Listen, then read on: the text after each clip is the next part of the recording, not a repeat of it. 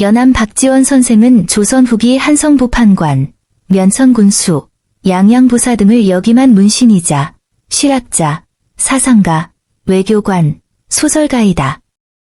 1737년에 태어나 1805년에 사망했다. 과거에 실패한 후 벼슬의 뜻을 두지 않고 학문과 저술에 전념했다. 청사절단을 수행, 북경, 열하를 여행한 뒤 열하일기를 지었다. 이 책에는 청의 발전한 문물을 수용해 나라의 발전을 도모해야 한다는 북학사상이 담겨 있다. 뒤늦게 지방관으로 재직하며 그러한 사상을 직접 실천하기도 했다. 서학에도 관심이 많았고 허생전 등 문학작품도 남겼는데 모두가 북학사상을 바탕에 깔고 있었다. 대중에게는 열하일기, 양반전, 허생전 등의 풍자소설을 집필한 문학가로 유명하다. 근대 이전 산문 역사에서 가장 큰 명성과 높은 위상을 차지한다. 실학으로 대표되는 북학파 학자로서 그의 사상과 생각이 녹아져 있는 그의 명언을 감상해 보겠습니다. 세상에는 깨끗하다면서 깨끗하지 못한 자도 있고 더럽다면서 더럽지 않은 자도 있다. 고마워하는 마음만큼 아름다운 것은 없다. 우리가 누구에게 고마워하고 있을 때 거기에는 그 어떤 불화나 반목도 존재하지 않는 것이다. 온 세상 사람들이 따르는 것은 권세이고 너도 나도 추구하는 것은 명성과 이익이다. 벗을 사김에 있어서는 서로를 알아주는 것보다 더 값진 것은 없고 서로를 감동시키는 것보다 더 즐거운 것은 없다.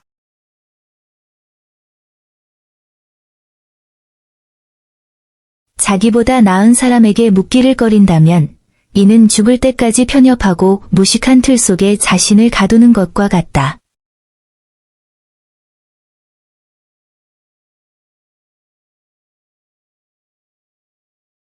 부자이면서도 인색하지 않으니 외로운 일이요. 남의 어려움을 도와주니 어진 일이요. 비천한 것을 싫어하고 존귀한 것을 사모하니 정녕 지혜로운 일이로다. 당신이야말로 진정한 양반이다.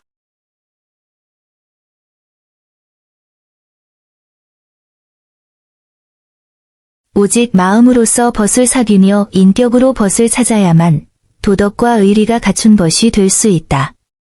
그러면 아무리 멀리 떨어져 있어도 둘 사이를 수원하게 만들 수 없다.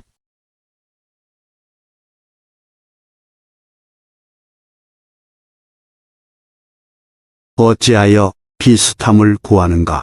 비슷함을 추구한다는 것은 진짜는 아닌 것이다. 천하에서 이른바 서로 같은 것을 두고 반드시 꼭 닮았다고 하고 구분하기 어려운 것을 또한 진짜 같다라고 한다. 무릇 진짜 같다고 하고 꼭 닮았다고 말할 때에는 그 말 속에는 이미 가짜라는 의미와 다르다는 뜻이 담겨 있다.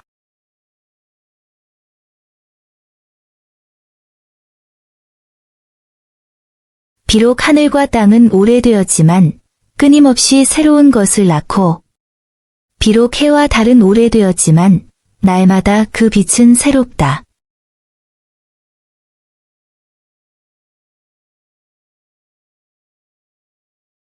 새똥구리는 여의주를 부러워하지 않고 용은 새똥을 비웃지 않는다.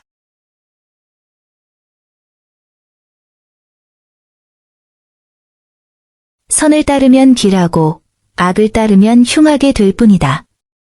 세상을 살아감에 있어서 모름지기 인간은 선을 추구함으로써 스스로 그 운명을 만들어가야 하는 것이다.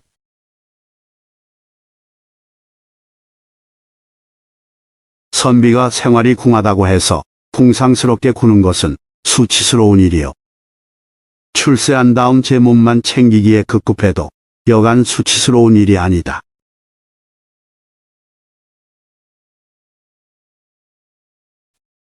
이 세상의 모든 잘못은 낡은 인습에서 벗어나지 못하고 눈앞의 편안함만 쫓으면서 적당히 임시변통으로 땜질하려는 태도 때문이다. 성급한 자가 그 화를 풀고 사나운 자가 그 원망을 풀려면 무릇 우는 것보다 빠른 길은 없다. 몸가짐이나 남을 대하는 일은 얼마나 순리대로 하는가가 중요하다. 재앙이나 복은 그 결과로서 찾아오는 것이다.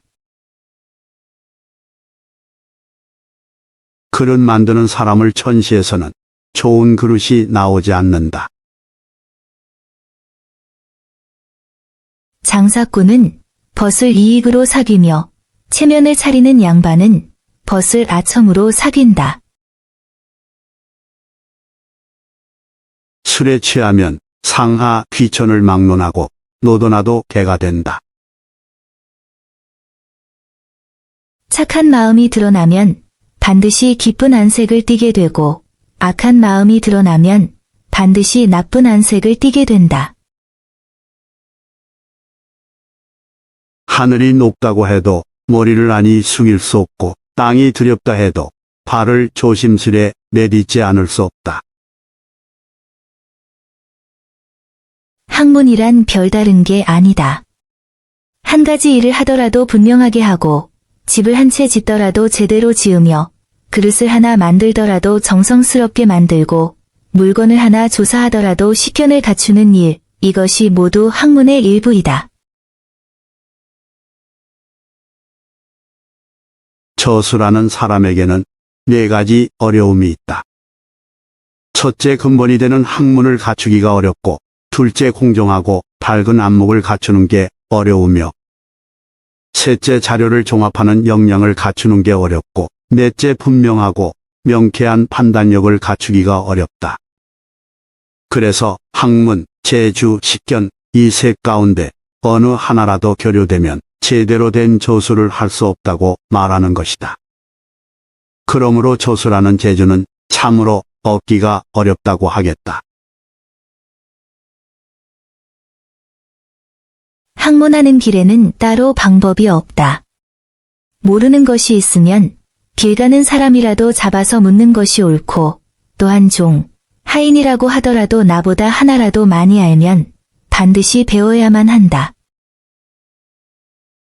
무릇 섬이라 함은 자신을 알아주는 이를 만나면 뜻을 펼치지만, 자신을 알아주는 이를 만나지 못하면 능히 그 뜻을 펼치기가 어렵다. 화려함은 은은함이 받쳐줄 때 더욱 빛을 발하고, 은은함이 주는 지루함은 화려함을 통해 해소할 수 있다. 아무리 친한 사이라도 3번 달라고 해서 멀어지지 않을 사람 없고, 아무리 원수 같은 사이라 할지라도 3번 주어서 친해지지 않은 사람은 없다. 그 안에 담겨있는 글자 하나하나가 읽는 이의 마음을 때림으로써 울림을 만들어낼 수 있어야 한다. 그러기 위해서는 무엇보다 공감이 중요하다. 읽는 이가 공감할 수 없는 글은 아무런 소리가 나지 않는다.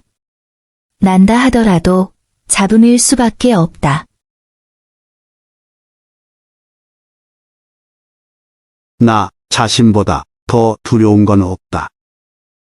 나의 오른쪽 눈은 용이고 왼쪽 눈은 범이다. 혀 밑에는 도끼를 간직했고 구운 팔은 활처럼 생겼다.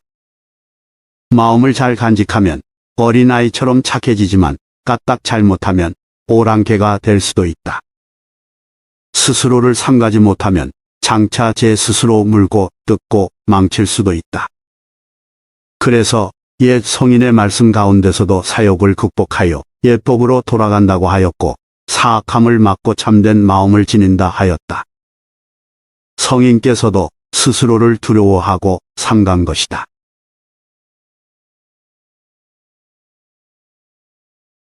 흰 두루미만 본 자는 처음 까마귀를 보면서 비웃고, 오리만을 본 자는 처음 학의 자태를 보고 위태롭게 여긴다. 무릇 사물은 스스로 아무런 괴이함이 없건만 인간 스스로 흠을 잡고 자기가 본 것과 다른 것이 있으면 만물을 다 부정한다.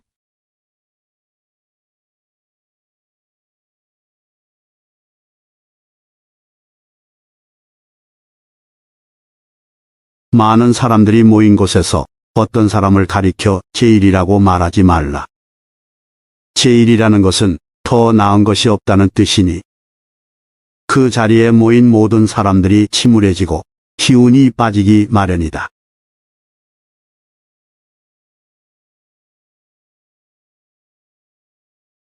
일찍 출세한다고 좋은 것이 아니다. 재주와 학문이 넉넉하지 않은데 복잡한 세상 일에 나아가면 자신의 본분을 지키지 못하는 법이다. 무릇 선비가 하루라도 독서를 하지 않으면 낯빛이 어두워지고 언어가 곱지 못하게 되며 몸은 갈팡질팡 의지할 데가 없어지고 마음은 두려워져 둘 데가 없어진다. 선비에게 장기, 바둑, 음주가 애시당초 어찌 즐거울 수 있겠는가. 복장을 단정히 하고 불을 켜고 정숙하게 앉아 공경스럽게 책상을 대하고 처음 대하는 책을 볼 때는 묵묵하고 깊이 있게 속독하라. 공부를 하는 목적은 명성을 얻기 위한 것이 아니라 사람들의 생활을 편리하게 만드는 데 있다. 간을 토할 듯 쓸개를 녹일 듯 서로 손을 잡고 속 마음까지 드러내 보이는 것이 믿을 만한 친구이다. 옛것을 본받는 사람은 자취에 얽매이는 것이 문제이고 새것을 만드는 사람은 근본을 잃어버리는 것이 문제이다. 글을 읽다가 잘 모르는 대목이 있거든 반복해서 볼 것이지 그냥 넘어가서는 안 된다. 마음이 깊고 넓은 사람은 보고 듣는 것에 따라 마음이 쉽게 휘둘리지 않는다. 사람의 두려움은 눈과 귀에서 오는 것이다. 눈으로 보고 귀로 듣는 것이 자세하면 자세할수록 병이 깊어진다. 마음을 그윽하게 갖는다면 눈과 귀가 피해를 주지 않는다.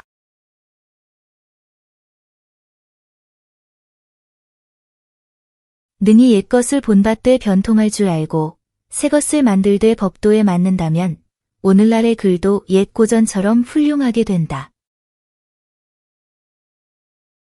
재물로 인해 얼굴빛이 변하는 것은 당신들 도둑들이다. 도를 쫓아 사는 사람은 재물로 인해 얼굴빛이 달라지지 않는다. 가려운 데를 긁는 데도 도가 있다. 칭찬 같지 않은 그런 칭찬에 사람들은 왈칵손을 잡으면서 자기를 알아준다고 생각한다.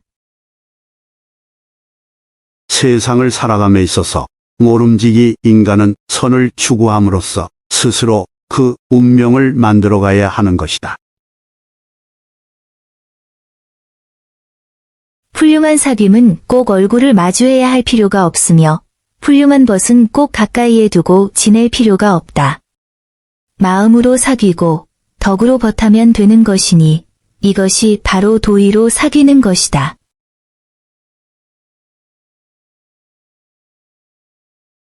부처님의 밝은 눈으로 보면 온 세상이 모두 평등하다.